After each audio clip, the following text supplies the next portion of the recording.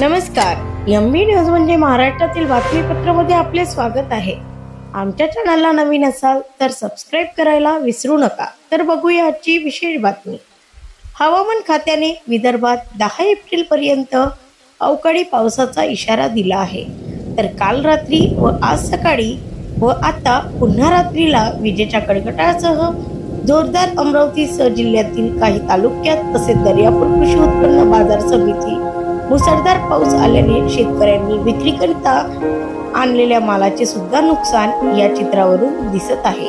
या अवकाळी पावसामुळे संत्रा व गहू पिकाचं मोठं नुकसान झाले आहे.